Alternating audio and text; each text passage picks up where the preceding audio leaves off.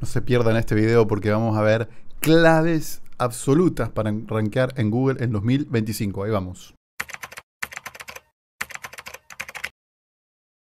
Hola amigos, ¿cómo están? Bienvenidos a mi canal. Soy David Armento y hoy les traigo información espectacular sobre SEO. Algunas cosas que me volaron la mente para el SEO que viene.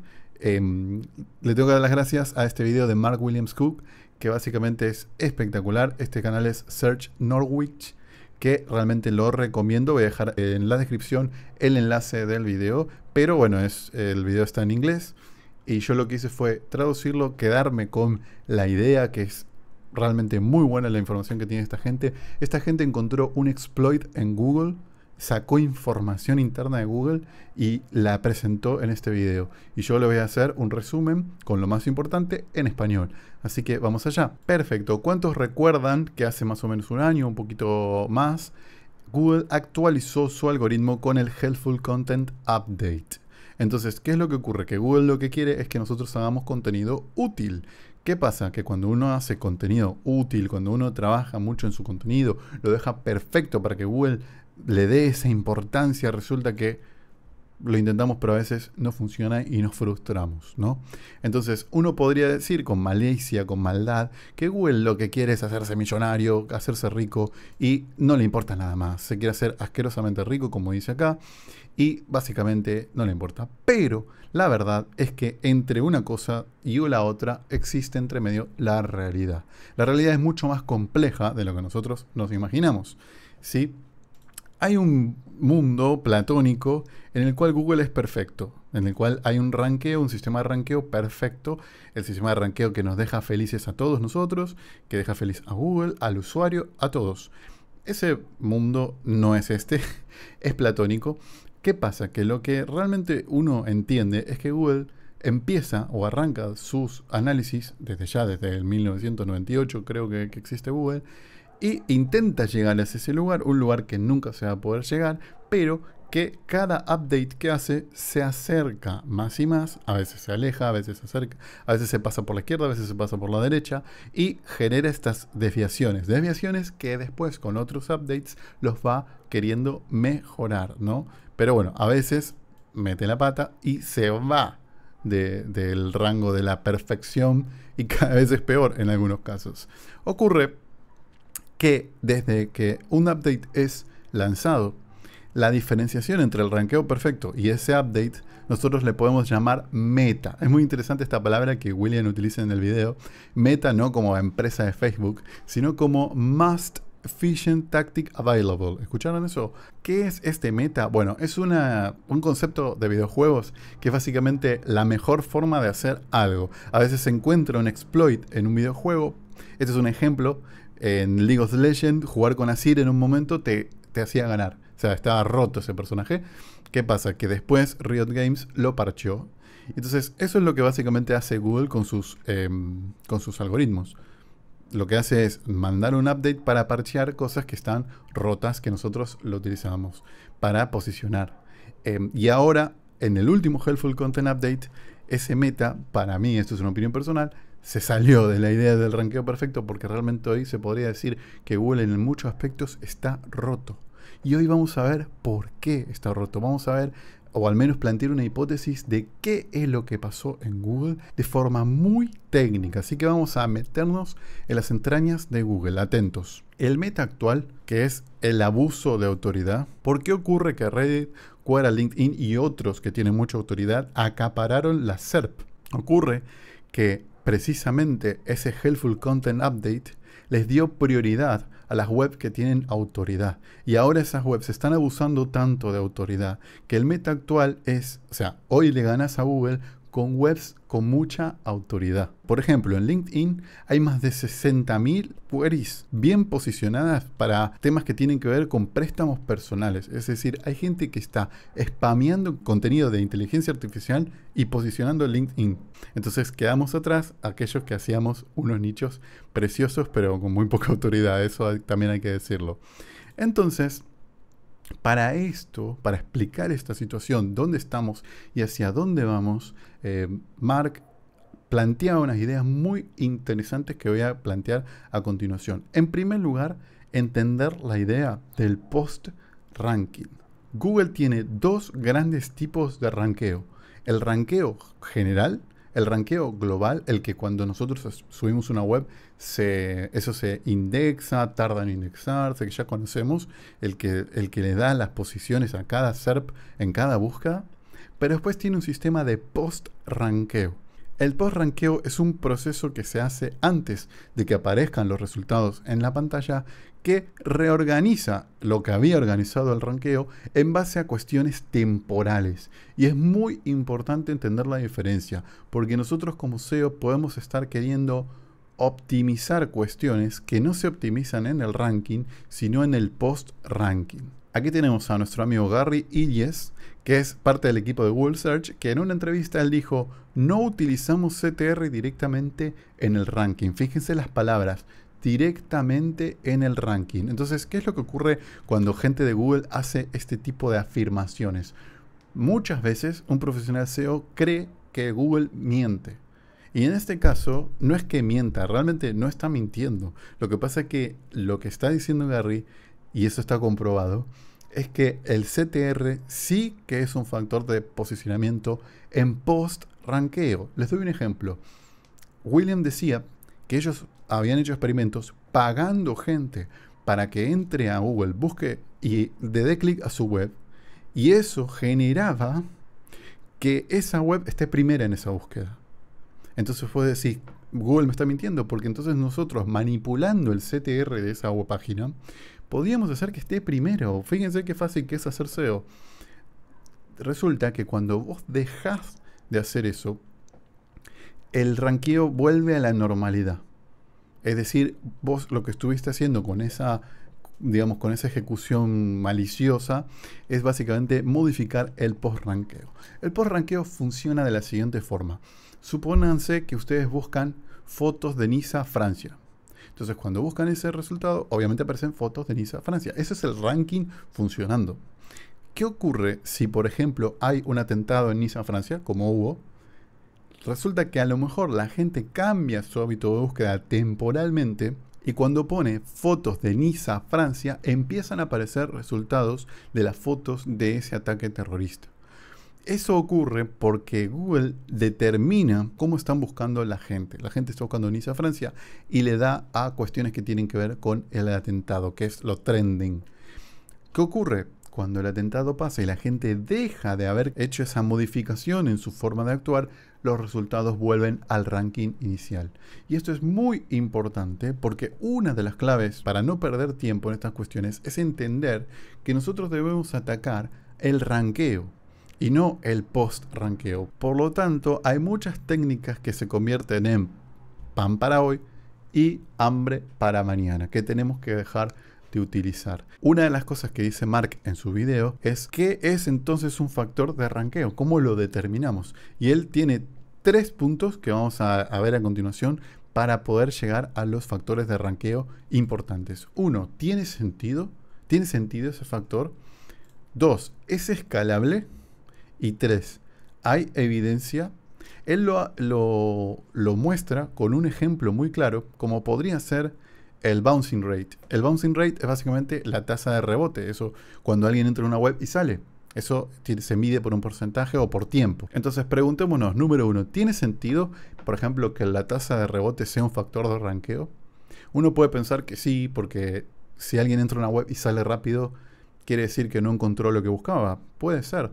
¿Y qué pasa si alguien busca cuán alta es la Torre Eiffel? Y entra a una web, mide 300 y pico metros, listo, perfecto, vuelve para atrás. Ya suplió su búsqueda y eso tiene una tasa de rebote alta, entonces en ese caso no tendría sentido.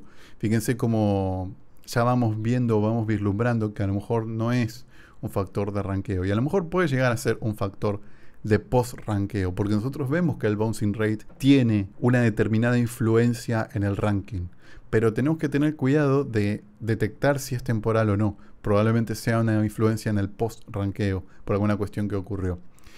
Seguimos con el segundo punto. ¿Es escalable? El bouncing rate, ¿cómo se mide el bouncing rate? Lo tiene que medir una herramienta externa, como puede ser Analytics o como puede ser cualquier otra de estas herramientas de medición. No todas las webs tienen esas herramientas. ¿Qué pasa? Si yo no pongo Analytics en mi web, ¿Google actúa de forma distinta conmigo? ¿Sería tan fácil como hacer eso? Realmente no es probable que eso sea escalable. Sí que es verdad que Google podría tener todo un sistema de bouncing rate interno, o a lo mejor podría detectar cuando alguien vuelve a su buscador y busca otra cosa. Entonces eso lo podemos poner en duda. Y número 3, ¿hay evidencia? Nosotros podemos buscar en internet si hay evidencia. Pueden ver mi canal, que hay mucha información sobre SEO, pero también pueden buscar en otros lugares. Sistrix, Href, Semrush, tienen infinidad de Big Data como para hacer esas averiguaciones, y además tienen ellos papers o sus propios blogs con información sobre cuestiones. Entonces uno puede hacer una pequeña investigación para determinar si es importante o no. Y estos 3 factores son fundamentales, porque nosotros tenemos que ser muy certeros en 2025 para posicionar bien y no entrar en perder tiempo en cuestiones que van a aplicarse en el post-ranqueo, que una vez que terminamos de hacerlas, así como vinieron, se fueron. Pero ahora vamos con la chicha, porque son hechos constatados por Search Norwich. Fíjense que Search Norwich ganó digamos una recompensa de $13.337 americanos por haber encontrado un exploit de Google. Lo que ocurrió es que ellos encontraron que Google utiliza endpoints con lenguaje de programación Proto, se puede decir Protocol Buffer, Protobuf o Proto, en este caso Proto 3. Ese es el lenguaje que utiliza Google para enviar mensajes y recibir de forma prácticamente instantánea. Entonces ellos encontraron un endpoint de Google donde ellos enviaban información y recibían información de Google.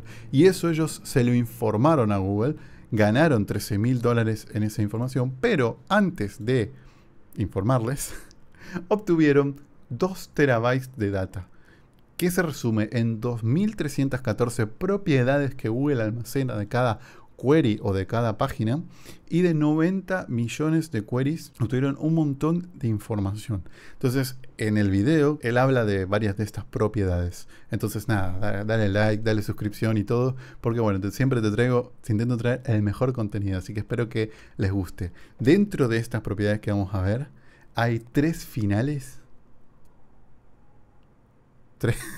3 finales que van a flipar, como se dice en España, porque están espectaculares y son una constatación de algunas cuestiones que han estado ocurriendo en el buscador. Una de las primeras cosas que es interesante ver es que de todas las queries, de las 90.000, 80.000, no sé cuántas eran, 80 millones de queries que ellos enviaron, Google siempre las categorizó en 8 categorías diferentes. Estas están acá, yo las pasé en español, aunque el nombre técnico es este, pero acá los dejan en español. Serían las de dato breve, otras, las de comparación, las de consecuencia, las de razón, las de definición, las de instrucción y las booleanas. Entonces fíjense que es muy interesante, aunque no se puede percibir exactamente a qué se está refiriendo Google, sí que hay algunas que sí. Por ejemplo, las booleanas, obviamente de sí y de no. Y las de dato breve, bueno, son un dato breve. De hecho, él mostró un gráfico que yo lo estoy mostrando en pantalla, donde van a poder ver de esas millones de queries que buscaron, las que más se repiten son short facts y las booleanas. Él lo que decía en el video, no sé si yo estoy tan de acuerdo, pero nada, para tenerlo en cuenta, yo quiero que sepan lo que él comentaba, era que si tu fuente de tráfico viene por este tipo de queries que son booleanas, o de short facts, que vendrían a ser datos breves, cuidado, porque son las que más van a ser reemplazadas por inteligencia artificial. Entonces, por ejemplo, una query booleana. Imagínense buscar en Google, ¿el monte Everest es el monte más alto de la Tierra? Y la respuesta es sí. Es una query booleana. Y short facts podría ser un poco lo que comenté antes, por ejemplo. ¿Qué altura tiene la Torre Eiffel? Bueno, la Torre Eiffel tiene 300 metros. Esas keywords que antes eran jugosas en su momento, el meta de aquel momento era a lo mejor hacer una web de significado. ¿Qué significa la palabra tal? Bueno, un diccionario virtual.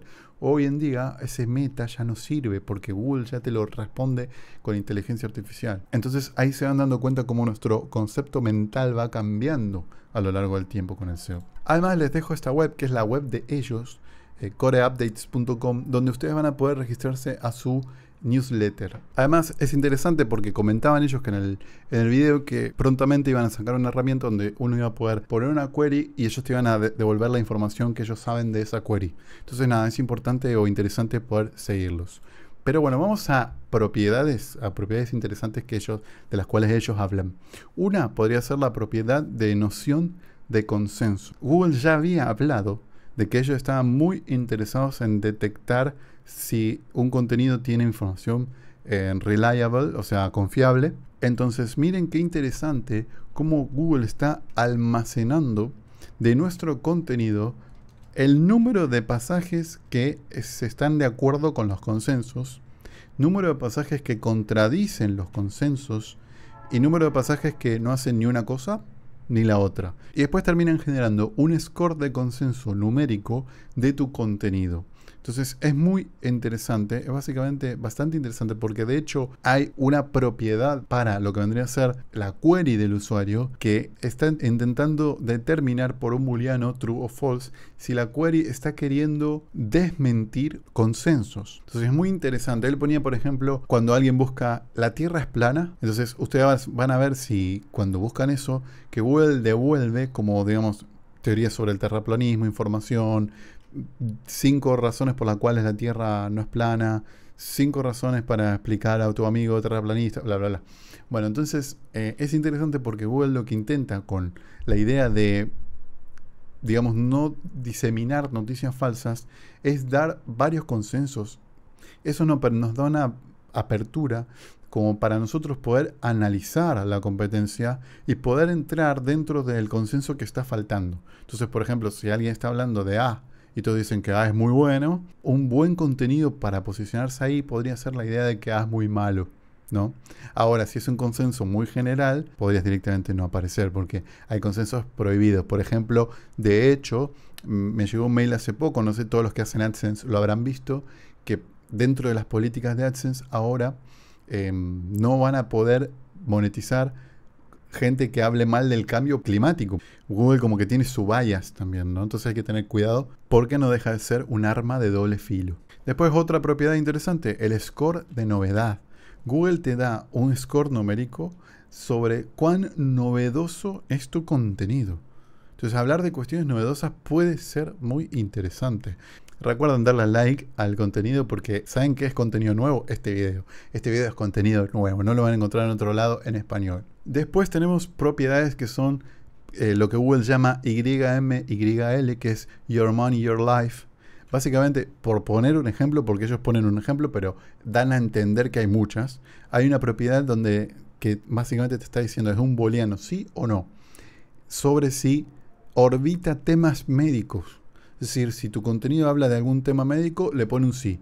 Entonces uno no sabe bien qué hace Google con eso, pero sí que entiende el concepto de Your Money, Your Life. Hay categorizaciones de contenido que tienen que ver con dinero o con vida, salud, etcétera, que son bastante delicados para Google. Entonces ya hablar de préstamos, hablar de inversión, de criptomoneda o hablar de cuestiones médicas, de salud, etcétera, te está poniendo en la lupa de los algoritmos. Es decir, vas a tener un tratamiento diferente así hablas de cuestiones más sencillas. Pero bueno, amigos, llegamos a lo bueno. Llegamos a las 3 propiedades que son espectaculares y reveladoras. Así que dale un like y seguimos. Tenemos una propiedad que se llama probabilidad de edad de clic. Fíjense qué fácil que está ahí. Click Age Probability. Básicamente, cada uno de los elementos de la SERP tiene asignado una probabilidad de edad de clic. ¿Y qué es eso? Bueno, es súper interesante porque realmente el Click Age Probability no es una cuestión interna de Google, sino que es un concepto bastante utilizado en lo que vendría a ser el marketing online. Básicamente se refiere a la probabilidad estimada de que un usuario haga clic en un determinado elemento después de un cierto tiempo de exposición.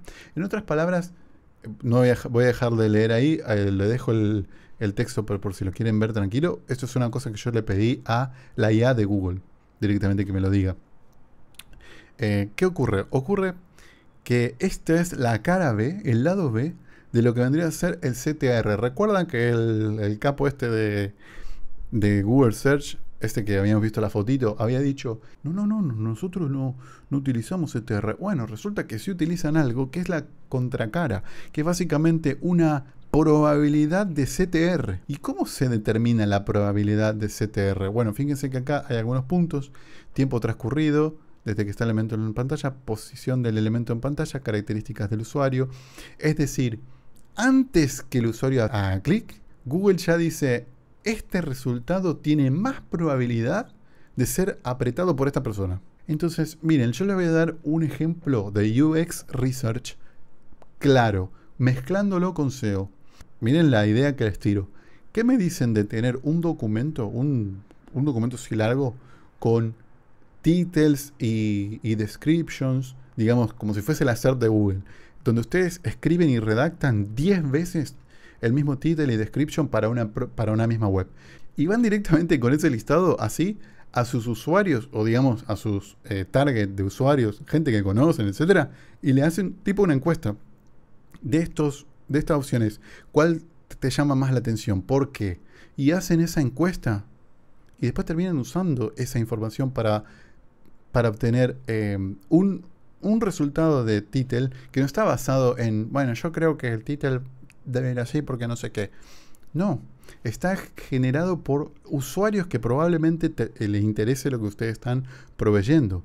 Entonces, es una forma muy interesante de aumentar el Click Age Probability o el CTR, que es básicamente lo mismo. La diferencia está en que el CTR es un dato fáctico real y el Click Age Probability es la probabilidad de CTR que va a tener ese botón. Básicamente se trata de unir una técnica de UX Research con SEO, que las dos se pueden unir perfectamente y ser bastante potentes.